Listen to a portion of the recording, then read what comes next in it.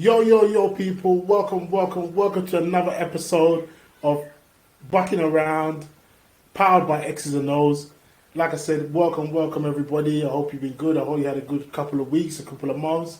You got myself, Emeka, aka the Bronze Bomber, and you got my boy, SJ, aka the Analyst, aka the General. But yeah, like I said, we'll be running this as and when we can.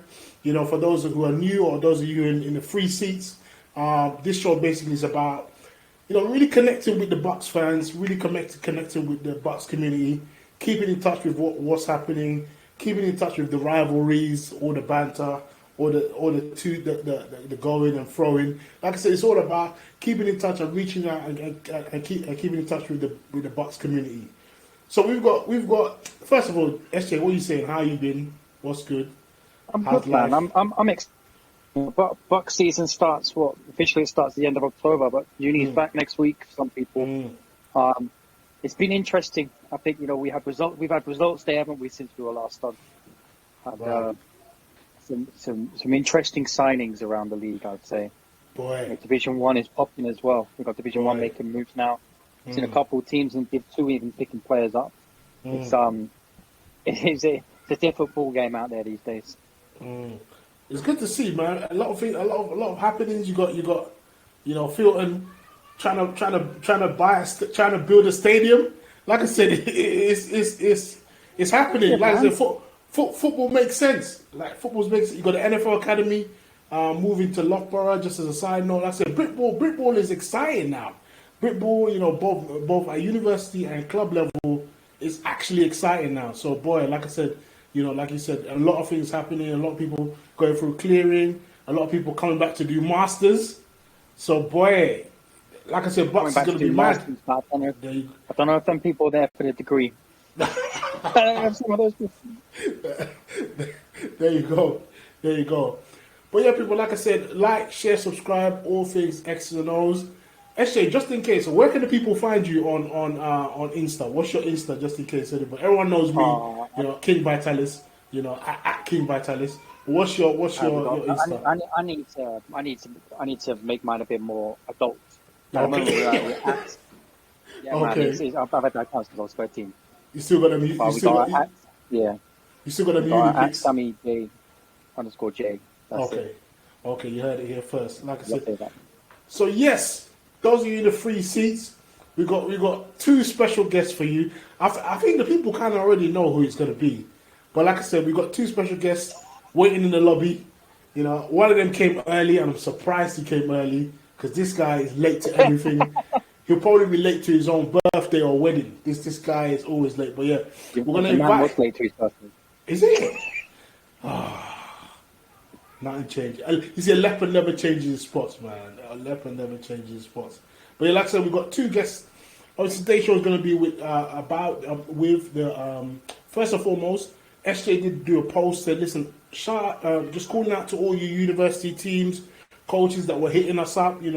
Like I said, this is your platform. So if you want to come on, if you want to declare your love to somebody, if you want to tell us how great your system is, like I said, feel free to come on the show, reach out to us, send us a DM either at Exs and Os team, and we'll do our best to arrange something and get you on the show. And like I said, let your voice be heard. So like I said, it's going to be an exciting season with the Bucks. So like I said, if you want people to know about your program or you want to promote your program, here's a place to get it done. Like I said, there's no other place to get it done than here. So we'll invite our guys into the lobby. Yes, what's good?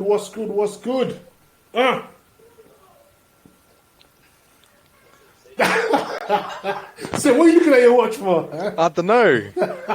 How are me and Jay here before you start your show? Hey man, we got to spice it up. We got to spice it up for we got to keep them waiting. Do you know what I mean? It's got to be like that. Coach Solenke, you're not showing your face today. Are we not worried? I'm trying to, bro. Yeah. You know how the team set, GG. Yeah. I'm trying to. He's not letting me. He's not allowed. No, LJ. That new M1, the M1 Mac.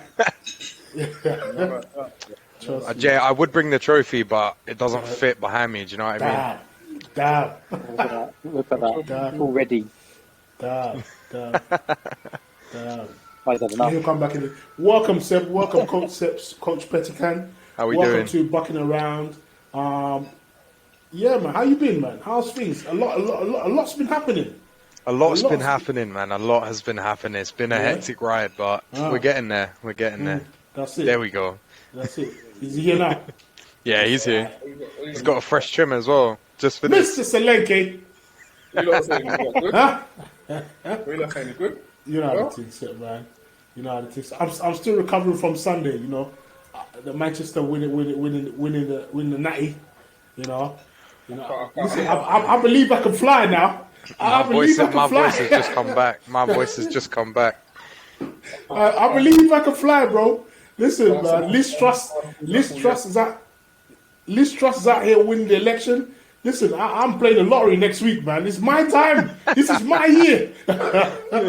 This is my year, bro. But it was a crazy game, man. It was a crazy.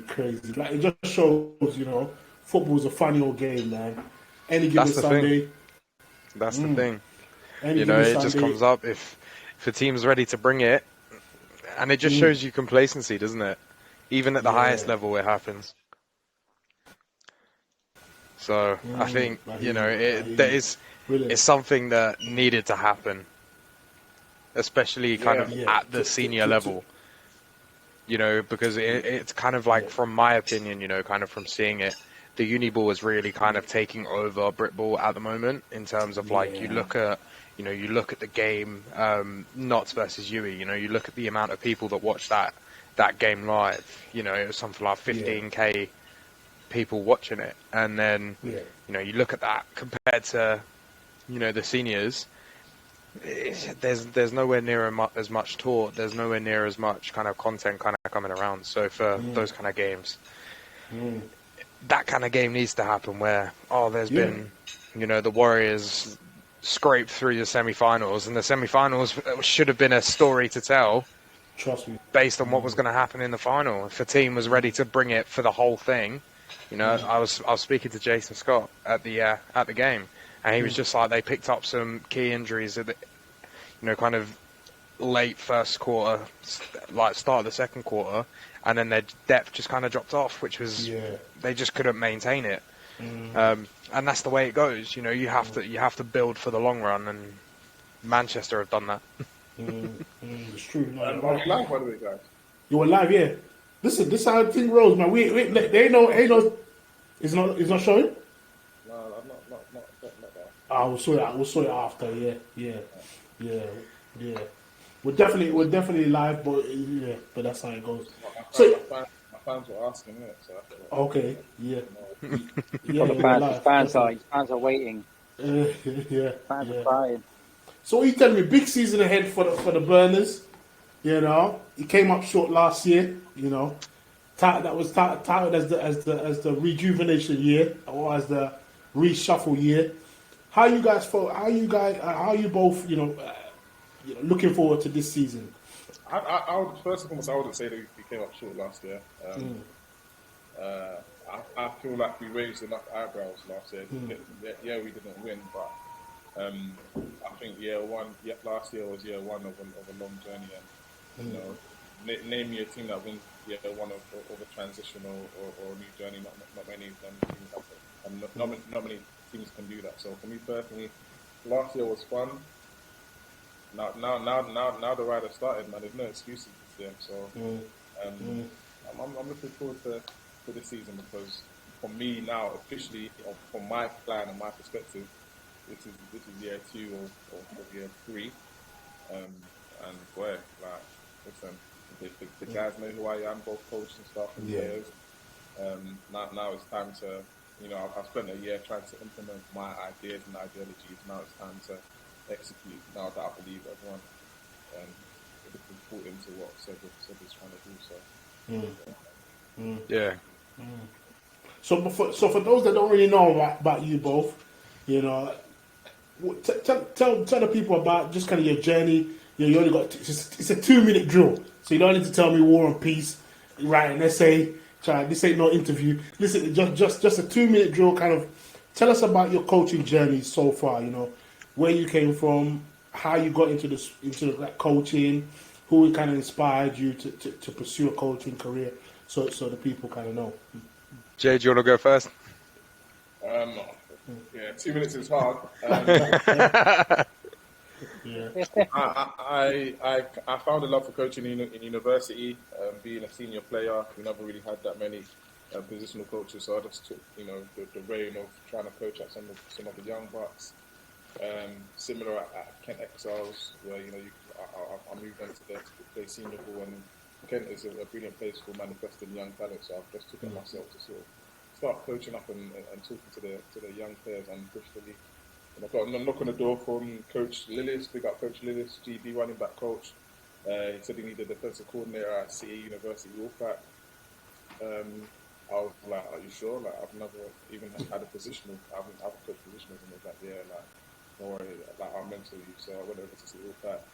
Absolutely loved my time there, smashed it, broke many records, won Coach of the Year my first year. Jeez! As you do. And then I started coaching GB under 19, which is bloody sick and awesome experience. From then started coaching London Bits under 19s under the reign of Coach Henry, back-to-back national champions, how it goes. And then that's where I met SJ. 4 in a row. Four in a row, man. Jeez. SJ was coaching at Bits under 19s. And Wolfpack were going through a transition. Coach Lillis had left Wolfpack because he wanted to focus on GB. He had offered me the head coaching role, but I wanted to leave the Wolfpack because I wanted to coach at university that was on campus.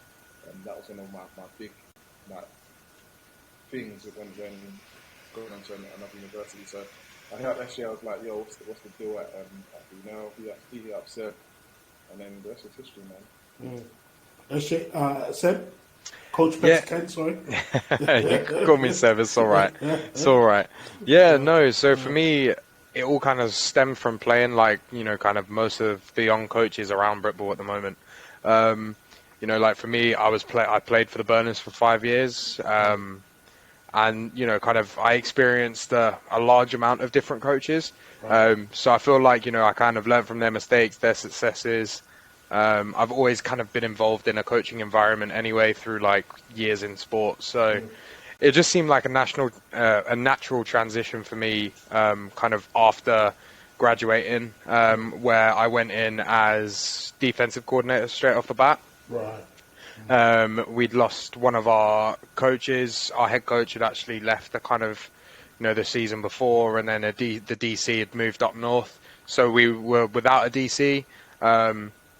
I was pretty confident in kind of being able to put together a playbook that was kind of easy to use and effective as well, especially because I had experience playing against the teams that we were facing anyway.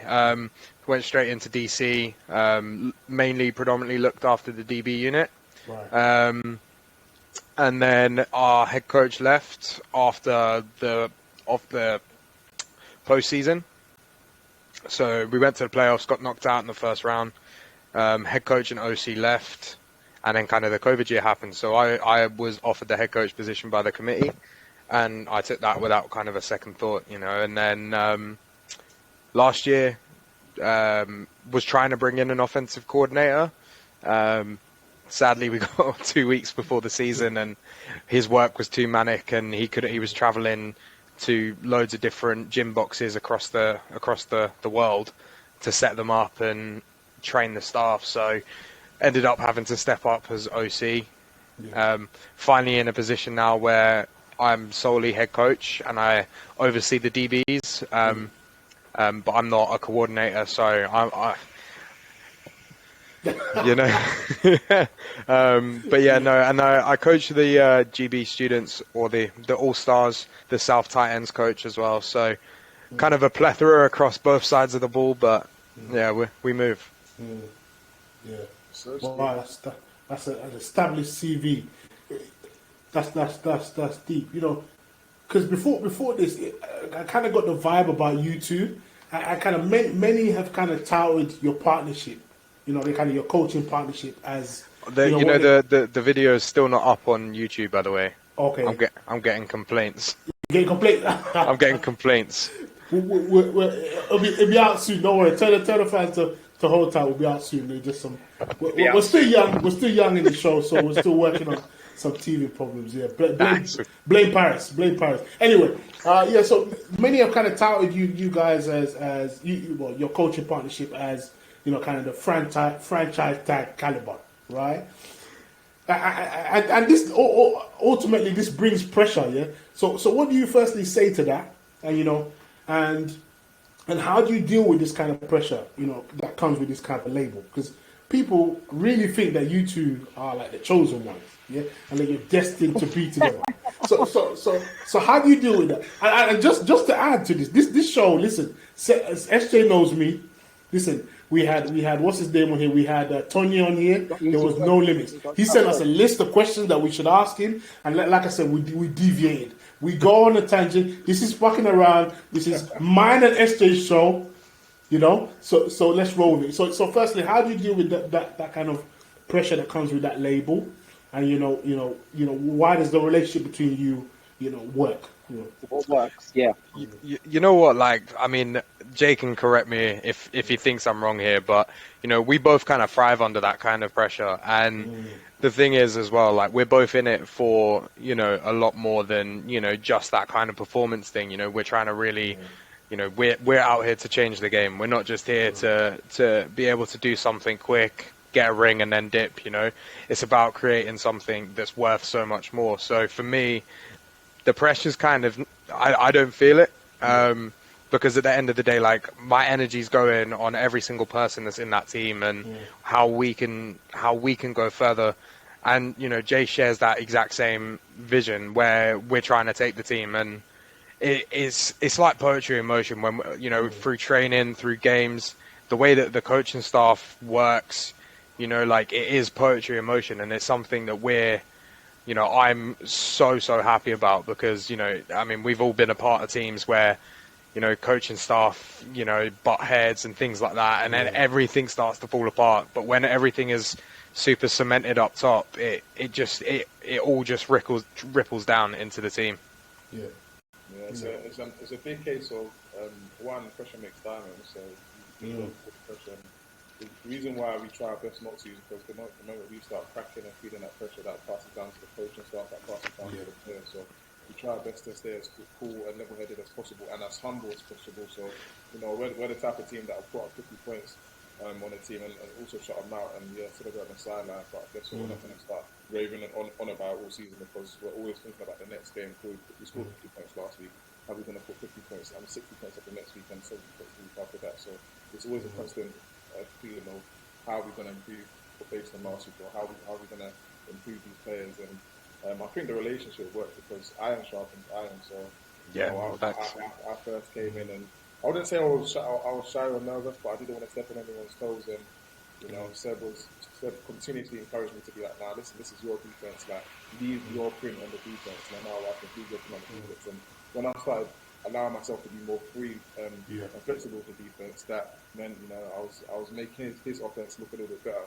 It was always a case of cool, like defense for us this week, cool offensive for us the next week, defense for us this week, and it was always a back and forth. And for me personally, that's what has made us or got us to a position whereby we can go to Bristol and be like, why would we be scared of these guys? We think these guys again because we make sure that our practices are bloody tough.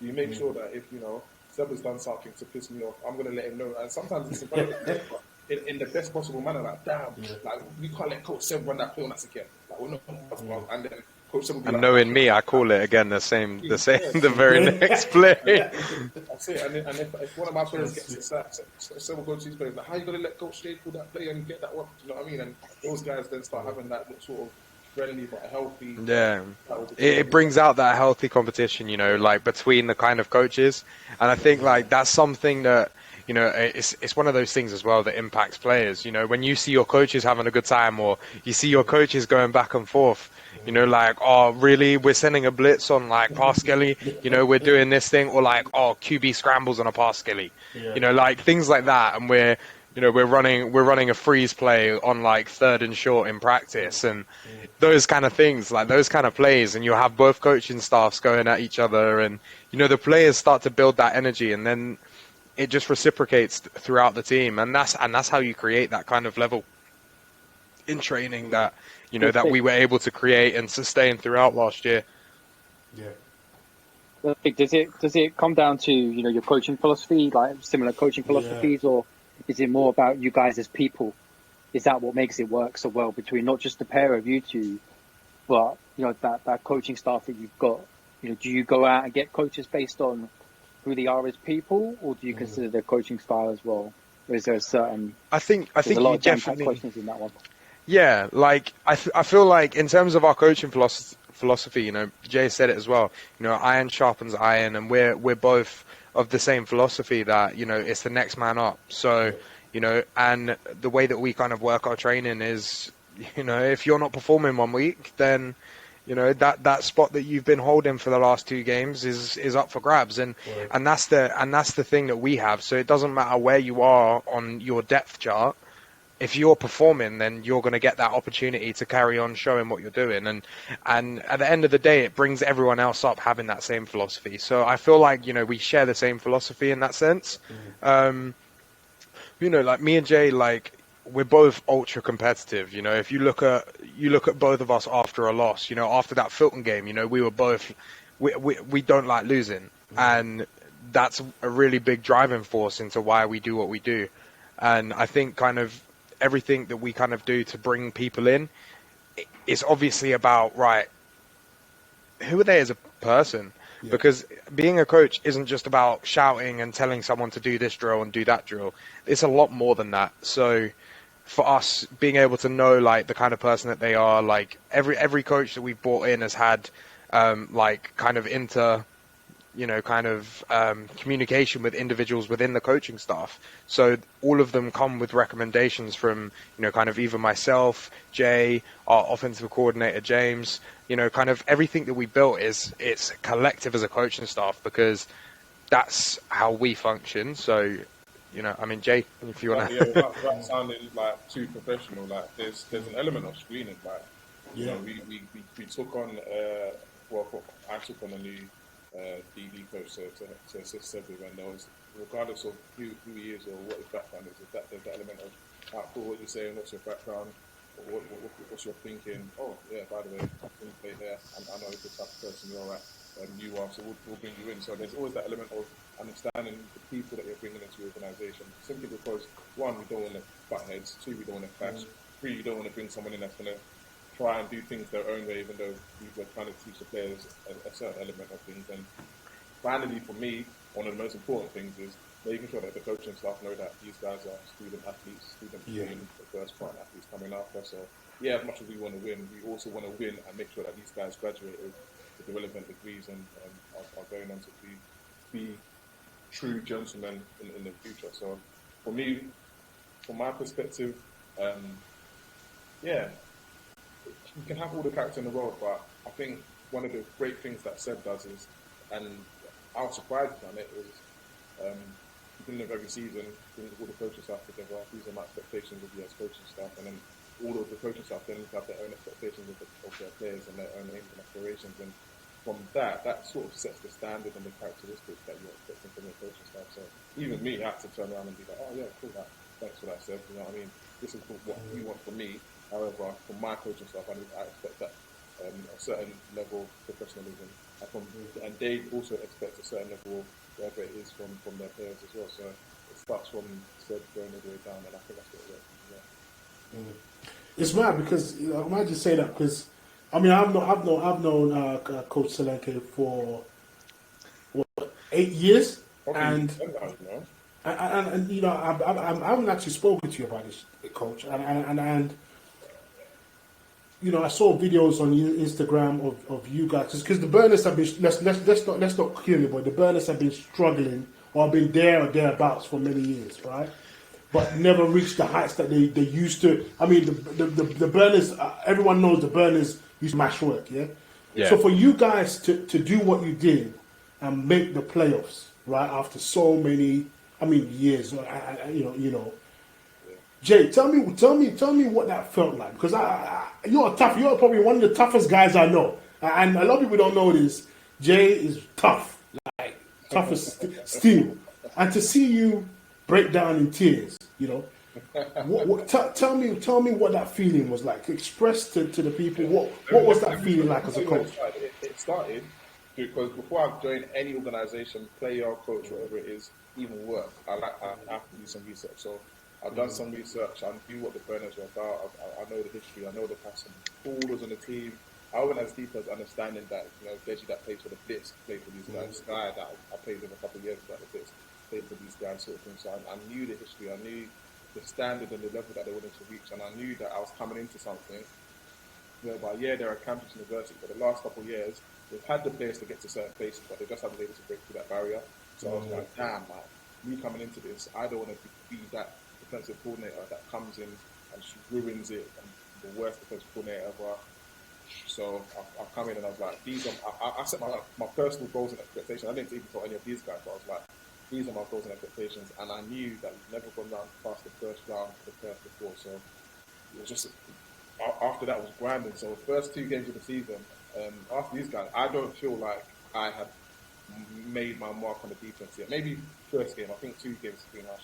First game of the season, I don't feel like I made my mark on the defense. It was more of a thing of, I've just joined, who are the names I keep hearing, those guys are going to start. Those guys started, didn't start really great. And I was like, Jay, man, this ain't you, man. Play guys that grinded and worked their asses off. Guys got hooked. Rookies came on that I know have been working hard. That's what we turned the game around. Obviously with defense or offense, but defense, the second half of the first game of the season was lights out, and half those guys didn't start. And that's where the tide started to change for me personally. So I was like, cool, like, I can do things my way. Forget the old Burners way. This is Jay's Burners defense. Like, leave your mark on it. And from then on, we just went flying. Defense were flying throughout the whole season, in the rest of the season, in my opinion. So cool. Comes first round of the playoffs, we're playing Hertfordshire, and God bless my linebacker coach Wicks. That guy, just like me, he eats, breathes, and like shits American football. Like that guy was going on doing late night sessions with some of the players after, like sessions that I couldn't make, just to be able to know, like, we know these are the plays that they're going to run. This is how our playbook stops it. And it got to a point where our players, there were points in that Hertfordshire game that I didn't need to call plays, because they know when they see X, Y, and Z, this is the play they're running. They know when they see that, this is their play they're running. And going to that game, I was confident because I had done everything in my power to make sure that the guys were put in the best possible position to succeed defensively. But I was nervous because we're talking about 5-time national champions, Hurricanes. Like, it doesn't matter how bad of a season they've had. Sometimes history plays football for you. Sometimes. We've gone into that game now, and the guys are just executing as we planned. They're just doing everything right. They could have had Gabriel Quarterly come back and play running back. They weren't going to do nothing to us. We had over prepared. And for me, like I said, at the beginning of the season, I had goals and aims and aspirations, and I knew the history. I was like, shit, Jay, like, you've done it, bro. Like, you've done it. And I didn't expect it. I didn't feel it. I was just like, you've done it. Like, what you set out to do at the beginning of the season, you've done it. With a bunch of rookies. Well, not all of them rookies, but majority of the guys were rookies. And a lot of people thinking, we know aren't going to do nothing. Like, do you know what I mean? And we finished second in our division as well, which also made me feel like, shit, like, it's going to be tough, but we just blew through that window. So for me, the Fulton game was always a bonus game. That's why I was, like, so emotional, and I was like, shit, like, I've made history. Like, no matter how anyone wants to paint it, no matter what offense did, like, Jay Solanke, you made history with the Ronaldo. So all of those thoughts and feelings and emotions just come out at once, and it's like, shit. And then you look over to the head coach, he's like, shit, like, I've been waiting for this day for time. So he's feeling it, and I'm like, shit, man, you're making me go again. So yeah, man, that for me is probably top 3 moments in my playing coach football. It was just nice, man. So that's best way to describe. Making me emotional now thinking about it, but that's the best way to describe it. Yeah. Hopefully, I'm crying again this year when we go a couple more steps further. Seb, Coach Pettinger, little curveball. You're one of them. How do I say? you're one of them gung ho coaches. You like to celebrate. Where did I think you got a celebration after the game. Where did that? Because a lot of people ask you, where did that come from? Where did that originate from? And explain. You need to explain yourself on here. Why? Why, coach?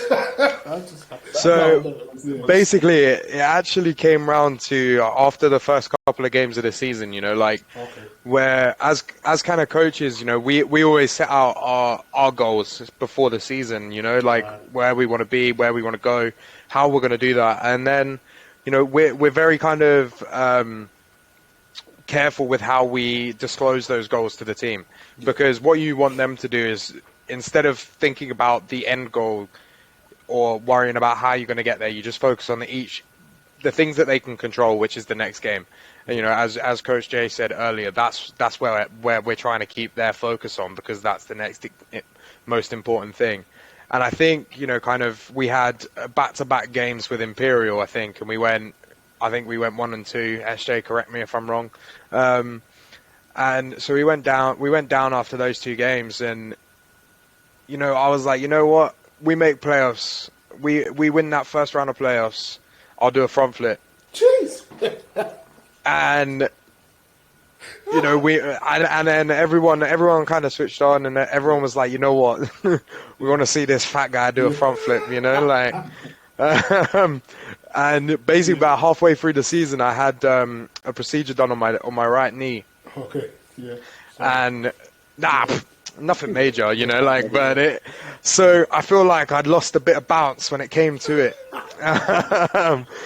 But it's like what Jay said, I've been a part of the team for, I'm coming into my 8th, maybe 9th year now. I think it's 8th. 9th. Yeah, 9th. There we go. So I don't even know. But, I'm coming into my 9th year with the team. So I'd played for 5 years. I'd given everything to the club, and I played both ways. I played through a dislocated knee.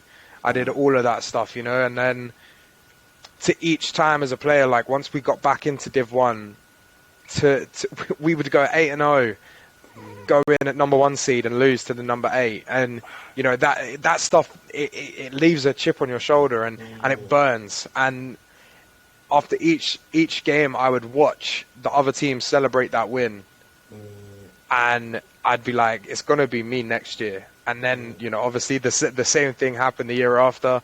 We played the Exeter Demons when I was a defensive coordinator. My defense held them to negative 18 yards in that game, and we lost 6-0 or something like that.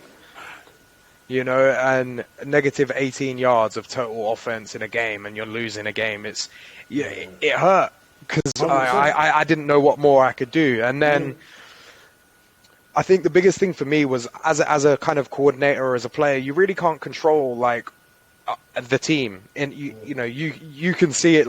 You've been leaders on teams. You could be a leader on the team, but that doesn't mean you can control outcomes or implement outcomes and things like that. So for me, as a head coach, it's that clarity of thought of where you want to be. And for me, I just wanted to break that curse. I felt like it was a curse, whether it was for me or for the team, not being able to get out that first round of playoffs, was haunting. Yeah. And man, I remember sitting down at half time, and, at Hertfordshire, they came with a good game plan. They knew we could run the football, and, they whacked 5 D linemen on the line, and they were sending pressure up the middle. They were sending pressure on the outside. They were doing everything they could. And, it got to a point at half time. I was with Jay and a couple of the veterans on offense, and I was just like, right, what are you guys seeing?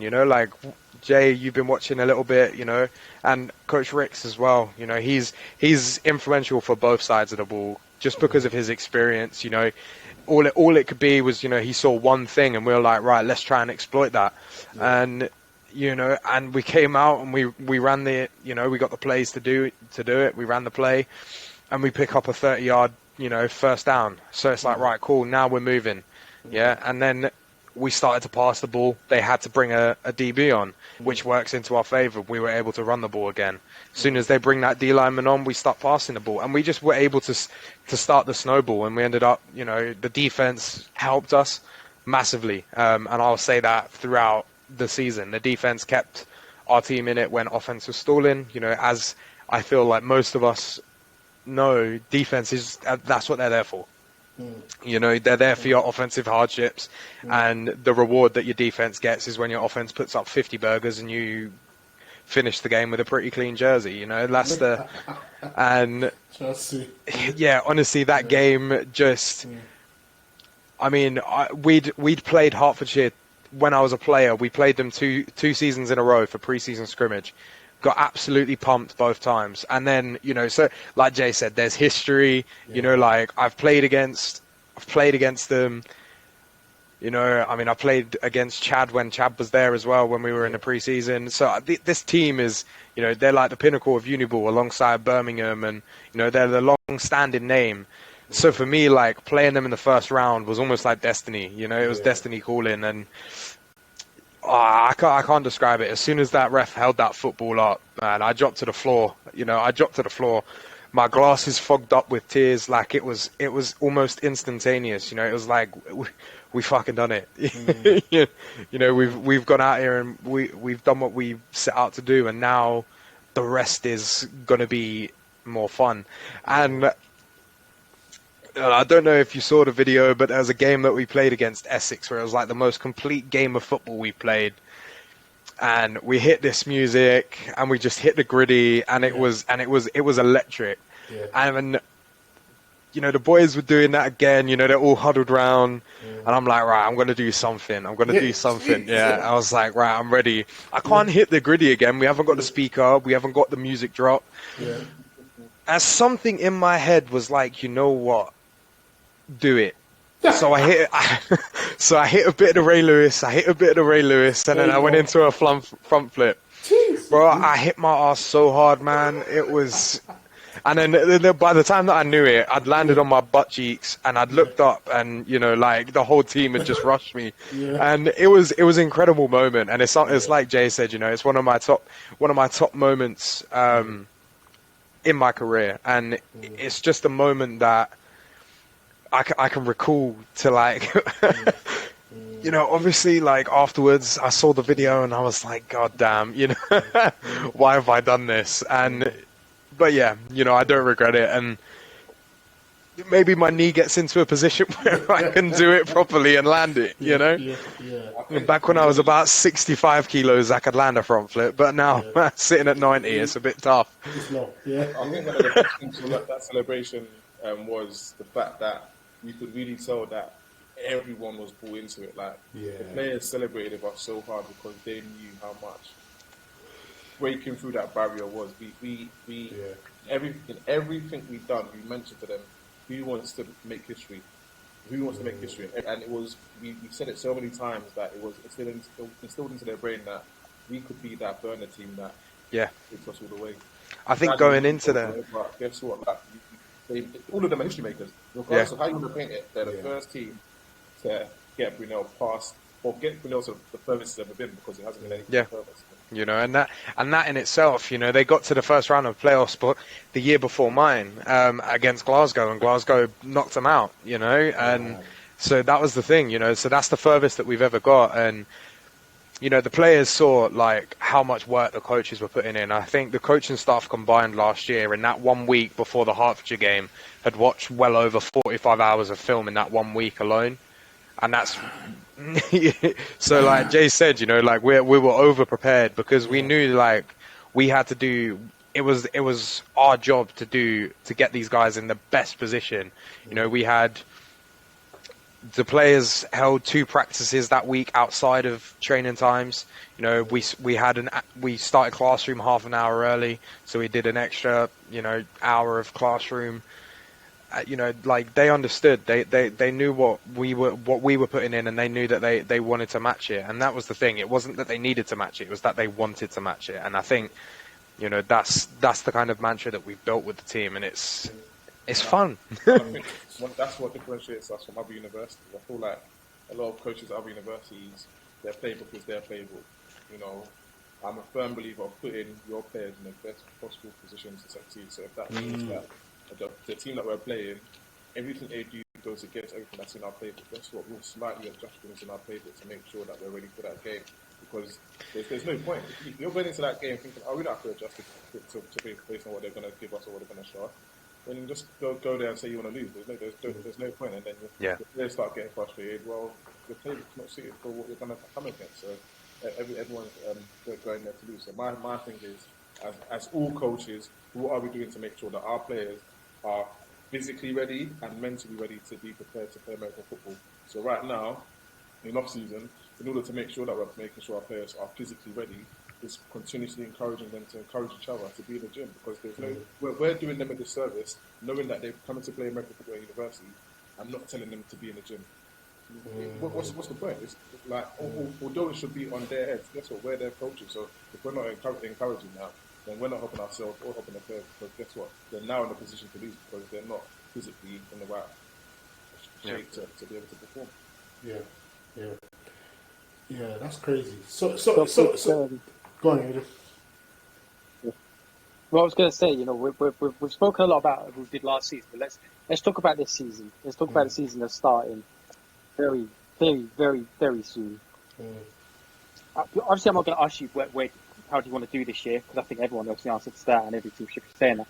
But what is it that you guys what you guys think is better about you guys than the other unis out there? What is it that sets you guys apart from the other universities? I'm going to ask this to every guest we get on the show. The first answer is we care. That's what sets it apart.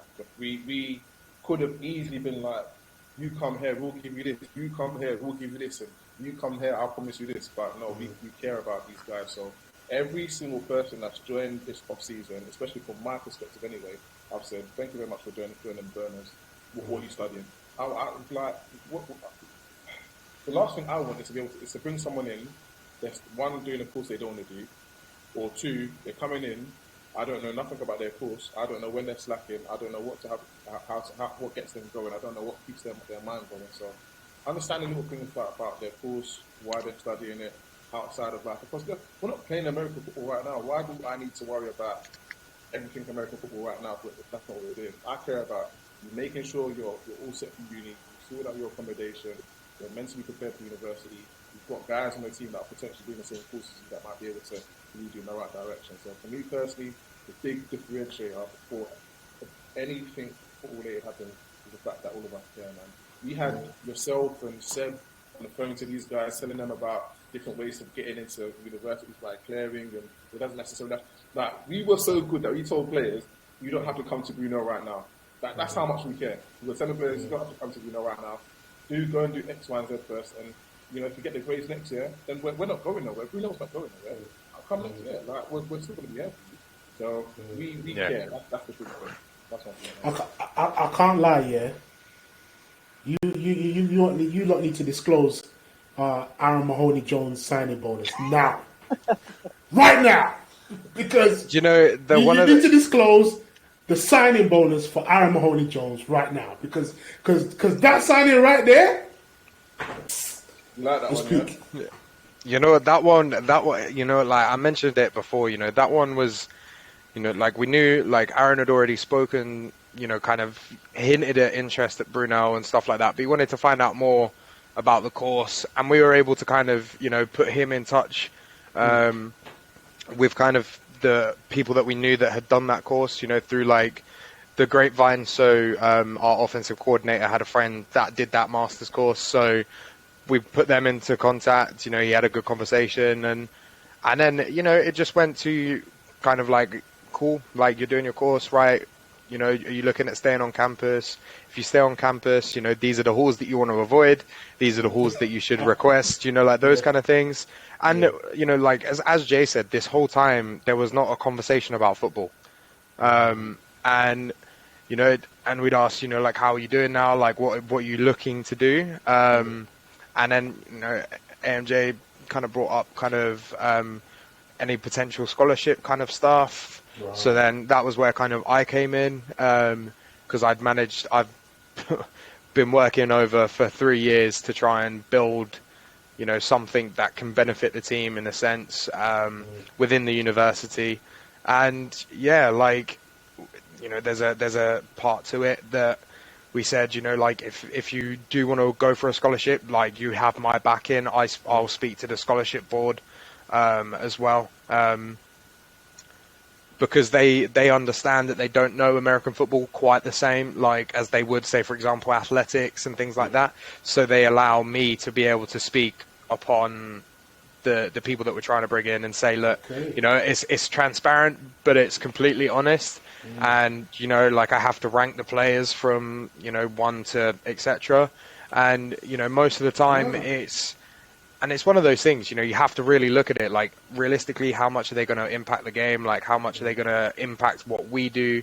And the biggest thing for us was, like, there was no pressure for Aaron to play. Because the experience that the guy has is, you know, having him in a group of young running backs is just, there's only one way that can go, and that's up, you know? And the thing is, you know, like, I remember he spoke to Jay, and Jay was like, Seb, can I have your email? Sent my email. Next thing I know, I got a scholarship application forwarded to me by the head of the sports performance program, and yeah, that was it. And then so that will be decided, but yeah, so that will be decided kind of come in a week or so when the scholarship board meets. But they've got my rationale for it. They've got the highlights. They've got everything that they need, and they trust me. So it's a really positive relationship to have. And yeah, like, I mean, you know, we're just super happy to have him on board, just because of the level of leadership and experience that he'll bring to the table is just unparalleled. So yeah, there you go. There's not much of a signing bonus. I can't disclose, you know, the full details, but yeah, it's one of those things that Jay's kind of touched upon, and that's one of the biggest things that what we're trying to build at this team is it's not just about football. You know, like, if you look across the sport in this country at the moment, like, it's very much like, you know, like, oh, full scholarships, I want to go to the States and think, which is great, you know, like, you know, we look at the players that we all know that are out there right now, you know, like James played with me, is out starting for Temple at left guard, you know, like, it's fantastic in terms of the growth of the game, but at the end of the day, there has to be an aspect of realism to it. And, you know, for that, it's right, what happens if football doesn't work out and you don't get those offers that you want? Right, cool. You don't have the grades because you've gone to X, Y, and Z that doesn't offer you, you know, like a level, you know, your A levels. It offers the step below, so you're not eligible to go to university. You know, it's that's what we're trying to create. And, you know, you look at the issues that kind of come through university with mental health, and, you know, like at Brunel, there's, you know, across, I think, 3 years, there's been 5 to 6 suicides based on mental health and things like that. And that's not like within the team, but that's just as students in general. So not only are we trying to create a high performance team, which we have done, and it's continuing to build, but the biggest thing that we're also trying to do is make sure that these, like, the players that are on the team, you know, they excel in the sport, they excel in life, and they have the opportunity to actually have a backup if things don't work out, you know. And I think that kind of aspect of dealing with it is what makes us unique to any other program. You know, there are some that will say that they can do it, and there are some that we all know really don't do it. And, you know, that's one of the things that, you know, like I said, you know, one of my biggest philosophies is changing the game.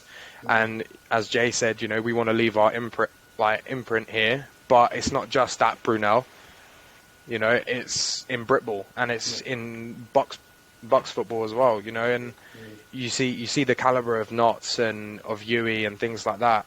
But I think there's something more special about doing it, like, organically and growing it from scratch, you know, like, and that's something for me that I will hold as another fond memory, to be fair. And I think that's why a lot of players opt for Brunel or want to transfer to Brunel. I think they see our coaching staff on the sideline, and they're like, damn, there's more coaches on that sideline than I've got teammates over there. Like, Seb has done a fantastic job of recruiting in every position, so he's got his coordinators, he's a special teams coordinator, and then there's, you know, 1 or 2 coaches at every position as well, so you have a lead coach and an assistant coach, and a lot of players see that and know that they're going to get that coaching development, and that's why they're like, shoot, I need to opt to go to Brunel. A lot of players look at our team, and then they look at the All Star and see like, oh damn, like these guys had what 10 or so people that tried for the All Stars. Half of those guys got selected for University All Stars. They must be doing something right. Of those guys, I think only one had actually played before that got selected for the All Star. So it's a thing whereby you, from the outside looking in, you know we're doing things right, because not only are we doing things in terms of getting results on the field, but these individuals are getting better as players, because now we've got 3 players that played for the Warriors. Two, all three. I think all 3 padded up in the final. We had two players that played at the Blitz. A couple guys playing D1 and D2 football as well. And some at XRs as well. On that note, tell me how you signed Tyrese Peters-Dovey. Can I just tell you? First, I'd like to tell you what you're gonna get. Yeah. You see Tyrese, yeah. You see Tyrese. That's a young gunner. I'll tell you this from I say this with my chest. Tyrese is a young gunner. That one there, general. I'll tell you that now. I can't explain it to you. This guy loves football. Loves football, and so do we. That's why it's a match made in heaven sort of thing. Yeah. Players like that come to Bruno because they can see that we love football just as much. However, before they even sign on that dotted line and say, yeah, I'm transferring over or I'm going to Bruno, we let them know that, listen, you might be joining Bruno, you might be here. Even if you're on a part-time master's, we're going to make sure that we try our best to make sure that you're on top of your studies. And the moment that we hear that they're slipping, then guess what? We're going to make sure that we're managing that time that you have. We had a player last year that had to drop out from the referee because they were sitting behind him studying. Like, that's perfectly fine. You focus on your studies.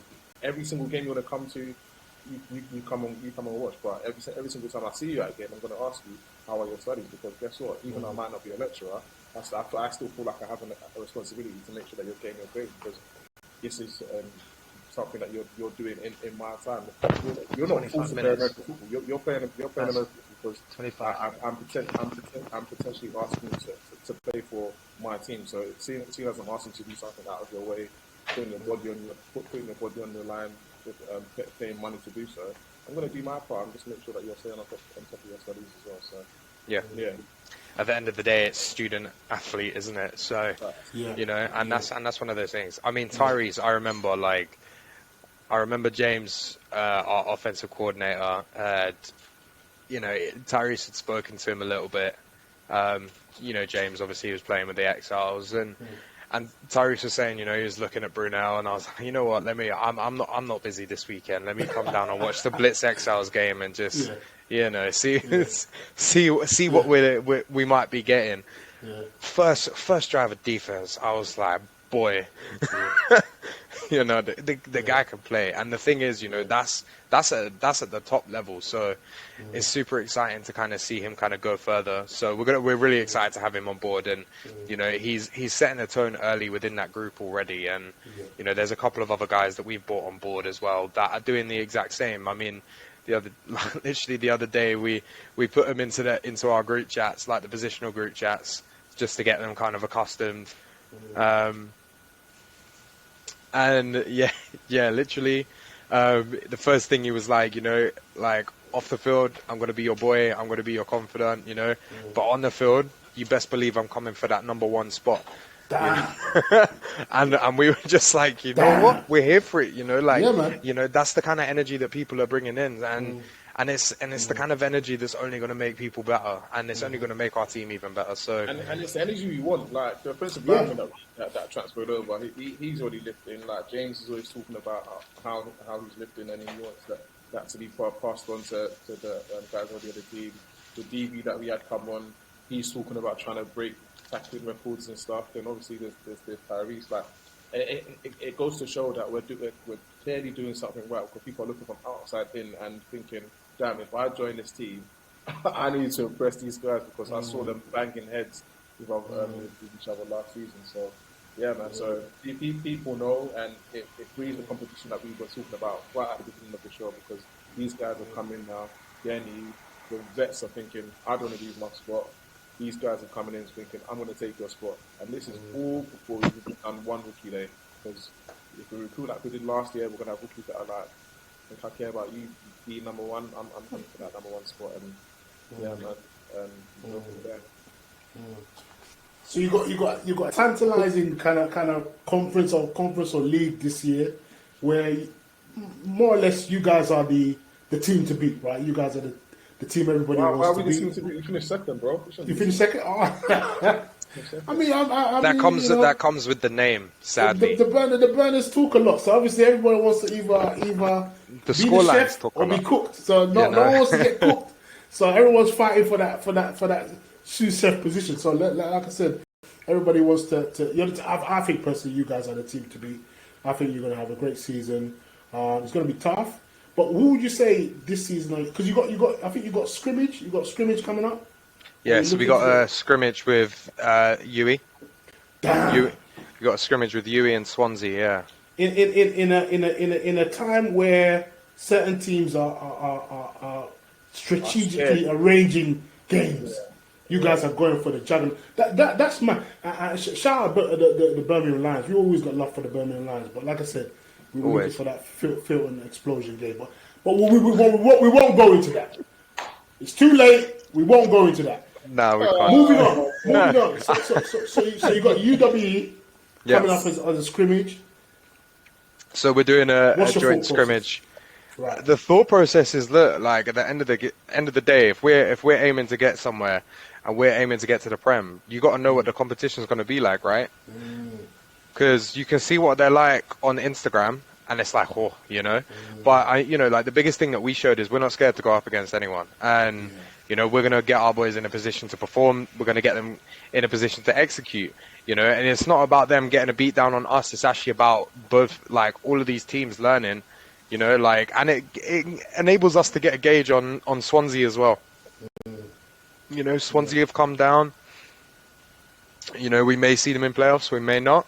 But, at the end of the day, like, we're not going to get better by playing, like, it's not going to be fun if we're going to a preseason game where, it's going to be like running down, people that have just played the sport. Whereas we're going up against, the top of the challenge. It's going to be like that for us. But it's a good test to see where we're at and see where we need to build and where we need to focus on. And that's what it's for. I've sat down with the coaches and, we've put together a really good training plan that we're going to use. And, it's all about getting maximum quality out of the reps instead of, like just running reps and getting rookies against, UE's firsts and things like that. Like, it's not going to be like that as much. We've broken it down massively. So I'm super excited for it because, like, I know a lot of the guys over there and I know a few of the players because of All Stars and, like one of the founding fathers of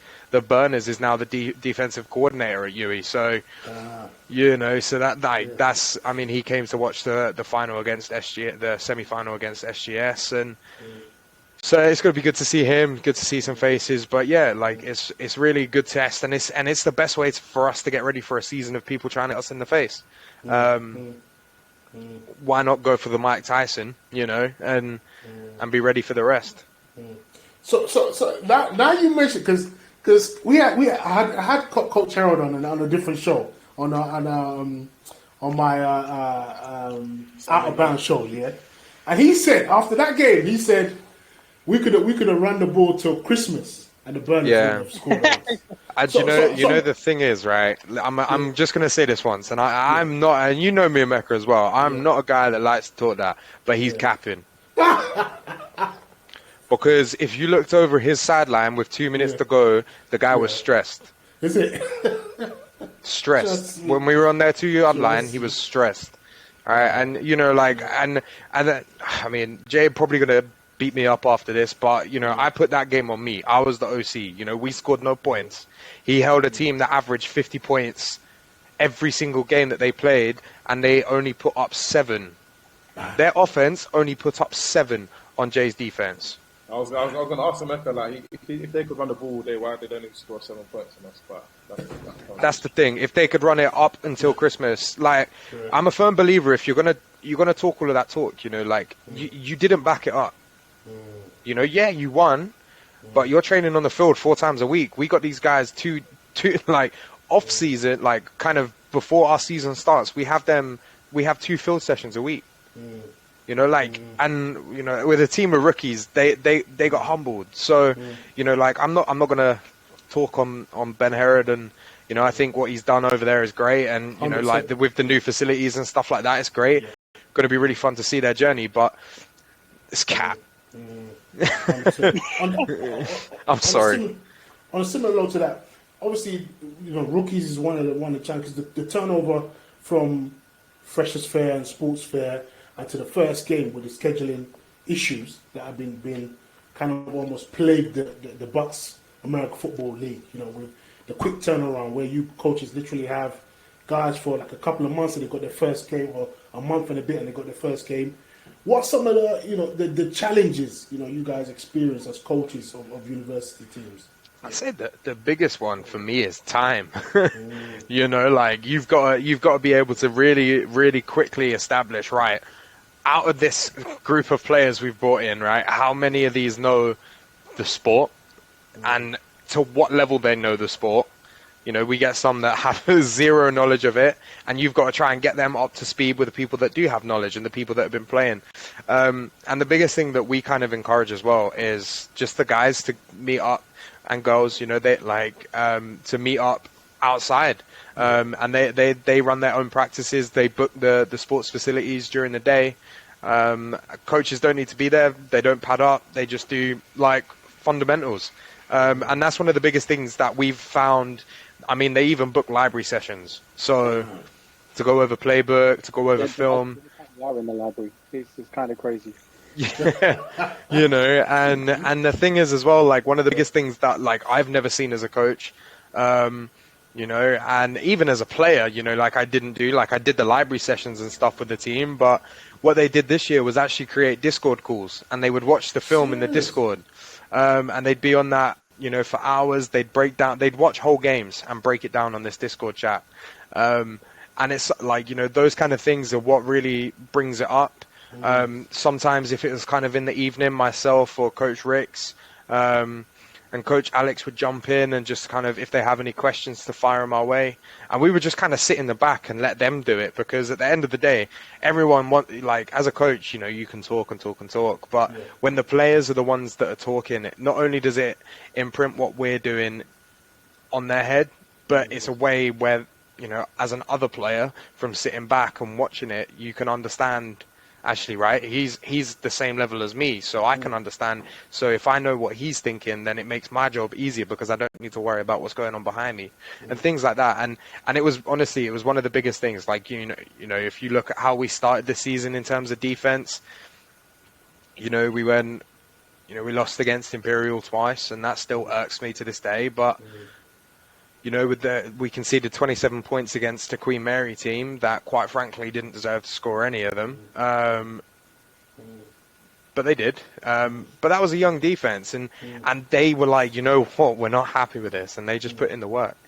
So I think time.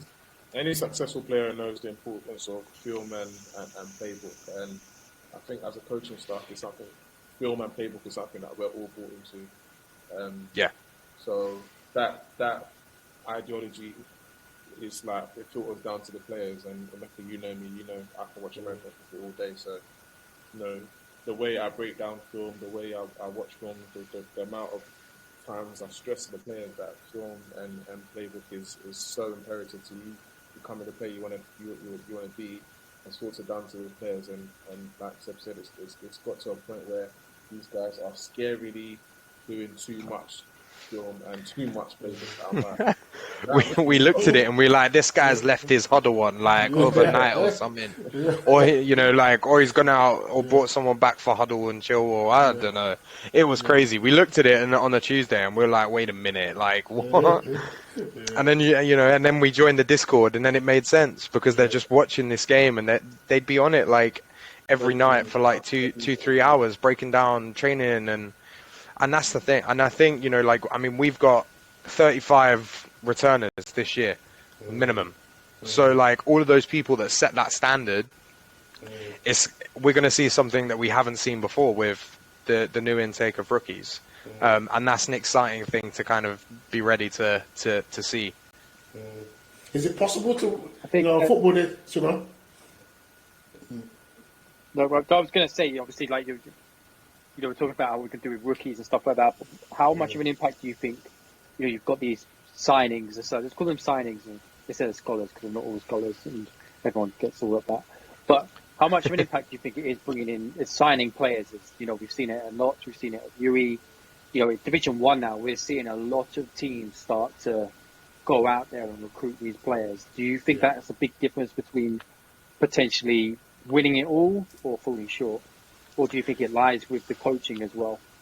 You know what? I think there's an aspect of it, and I think it's where, in my opinion, like the three big teams that I kind of really, in terms of a head coach, look at in terms of programs is UE, Notts, and Leeds Beckett. Okay, like with Dale, with Jason and Dan. If you look at what they're doing, they're not just saying, right, yeah, come down, whatever you want. They're recruiting across all levels. It's not just, if you look at all of the signings that Jason's put up with the Notts this year, it's not just undergrads.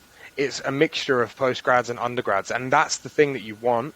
You want that because the biggest curse in university ball is sustainability. Look at Hertfordshire. Look at Kingston that are now, in fighting for their life in Div 2. And that was a Premiership outfit 4 years ago. Yeah. That team nearly beat Brum in Explosion. And it's mad to think that if you don't plan for sustainability, you are always going to fall short. So rookies are just as important as, like, fresher intake is just as important as the signings. But I feel like if you don't have one, you're going to struggle. I think it then solely falls down on the coaching staff and the players that you do have within the team. Yeah, my philosophy is if you're not Belichick, then we're starting again. So actually everyone as a rookie. It doesn't matter who you are, what your name is. You could be Tom Brady coming into my classroom, start of a new season. You're getting treated as a rookie, and that's because no one is too experienced to learn something. You know what I mean? So. We could have a completely new playbook. We could be calling things completely different. So we're dumbing it down for everyone. And whether if you're a vet, you might learn something new. If you don't learn something new, guess what? That's where I then lean on that experience for you to start teaching some of the newer guys. You bring the young bucks up. That's it. Then they might find things confusing because American football, like we've all been there, man. When you're new to the sport, it is confusing as what I mean. So. We lean on those guys then at that point to be like, cool, this is what A gap is, this is what a B gap is, this is what this position is called, sort of thing. But yeah, we dumb it down, and if you're a vet that thinks, I don't need to be here for this, me personally, I don't need my team because it just means that you don't care about others in the team. Yeah, it's going to be annoying, but we've all been there before, man. You just sit through it as an hour of your life, listening to things that you've heard the year before, but guess what, in that same hour, you either one, learn something different, or two, you help the guy next to you that's never played a sport before. So, yeah, I think you can sign as many people as you want, but you're always going to be as weak as your weakest number. So, if you sign 200 scholars tomorrow, and you decide you're not going to start from basics with the rookies that you sign, if those 200 scholars graduate or anything happens to those, guess what? You haven't trained up. You got nothing. Yeah. And that's the thing. I think that's why they both kind of come hand in hand, and it's something that we've not really done before. We've been kind of lucky. Like the odd player here and there has come, and they're on a postgrad, and they're like, I used to play before, and then it's like, well, come down. Whereas now it's like, actually, you need this to be able to compete, and that's one of those biggest things. I mean, this year was kind of a pilot for that. We found out where we did well and where there are areas for improvement, and there's some things that we're now working on to make sure that we can actually compete at that level. And like Jay said as well earlier, it's if there's going to be an option where academically there's an area that you want to excel at, that's going to be the priority for you. And if that means that you don't play football for us, then so be it, because at the end of the day, it's better for you. And we saw that this year. And, I think guys that were originally looking at Brunel and ended up going to other universities, I wish them all the best, because at the end of the day, those decisions weren't based on football. They were based on academics. And that's something that I think everyone should really kind of attest to, in a sense where if you want to do a specific course, you go do that course, and if there's a team there, you'll thrive in it regardless, you know. And I think we're going to get to the promised land with or without. You know what I mean? And I mean that with the utmost respect. This is not me shading anyone, but we're going to do what we need to do, regardless, even without Tom Brady. Do you know what I mean? You know what I mean? Like so that's my thing. I'd rather you, as an individual, do what's best for you rather than do what's best for you now, because you know it's still going to be there in 3 years' time. Guess what? Now you've thrown away a degree or you haven't graduated because you've made a silly decision that. So that's my opinion. So who would you say this season will be your final before the final? Is there any teams out there that you're gonna study extra harder for, or is there a rival that you're gonna pay extra attention to this year? My biggest rival this year is Bruno's offense. That's my. You took the words right off my mouth.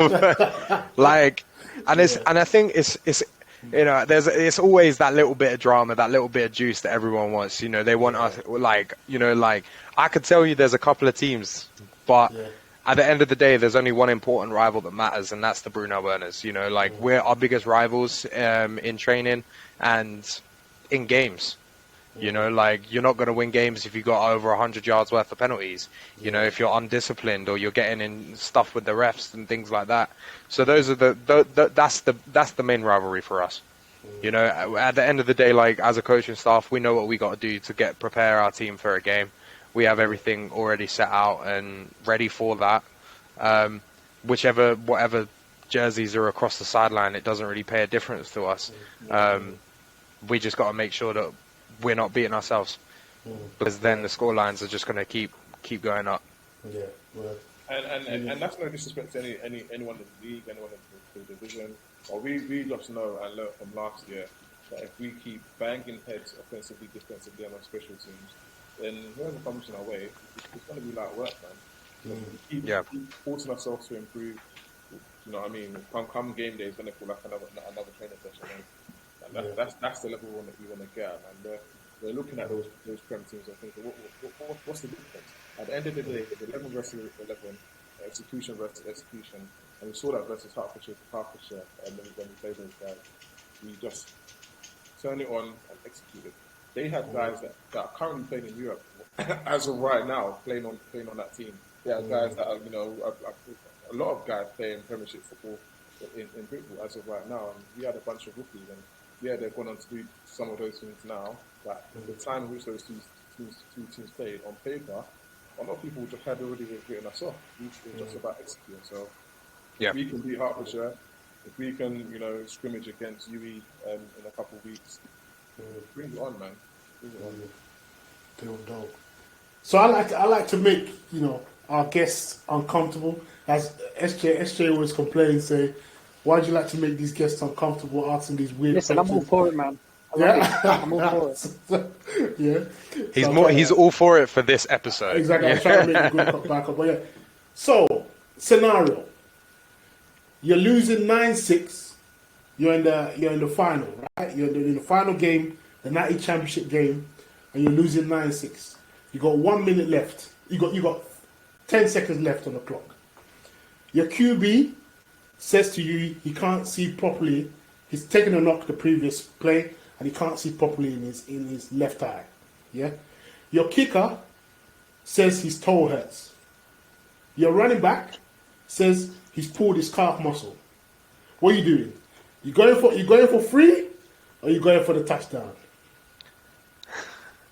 That's a head coach question. So I knew it. So it's an interesting scenario, right? But at the same time, it's one of those things. It's like what we said before. In those scenarios, it depends. If it's fourth down with 10 seconds left to go, you can suck up a painful toe. It's first and goal. Do I have timeouts? That's a good question. No timeouts. No timeouts. You got one play left. This is the last play. One play left. I've got one play left. Right, I'm probably kicking a field goal. The reason for that, because I'm taking my quarterback out, and if my backup hasn't got warm, if we're losing, which you'd understand, you wouldn't expect your QB to do that. I wouldn't throw him in for one play. And just because if you're coming off, if you want a QB that's coming on cold to make kick the field goal. We kick the field goal. If we get another drive, it's game over. I trust our I trust our defense, and I trust our offense to do the job in overtime. Yeah. But if we had Carr after last season, not wrong. So yeah. If we had him, I'm all for that. And even though I'm not against what Seb said, I'm the reason why scenarios like that don't scare me is because a lot of our guys, especially on defense, they keep an eye out on what happens for the offensive drives do anyway. So, last season we had a kid called Shaq that, repping that wide receiver a couple of times. And, he scored a couple of touchdowns, made a couple of clutch plays. Yeah, he dropped some because he naturally. He's going to kill you for that. We're so well rounded as a team that, if you ever got to that situation, we have plans, yeah. You know what I mean? Like, it's really step up. And there are defensive players that'll be like, I'm ready to go. Like, you know what I mean? It's annoying, but it's in those situations it's good to have 100%. It's part of what we do kind of in a coaches meeting before a game as well. It's like, right, if something like that comes up, who've we got this here, who's ready, who knows what they're doing, you have to plan for, those kind of eventualities. And our first string running back knows all of the plays for free safety because he's so desperate to do that. All of our guys just want to play for. They just want to be on the field. We're blessed enough to be in that. Like, we have to give our starting running back a rep at free safety once just because our free safety was down for a bit. And he got a pick. First play, he got a pick. Second play.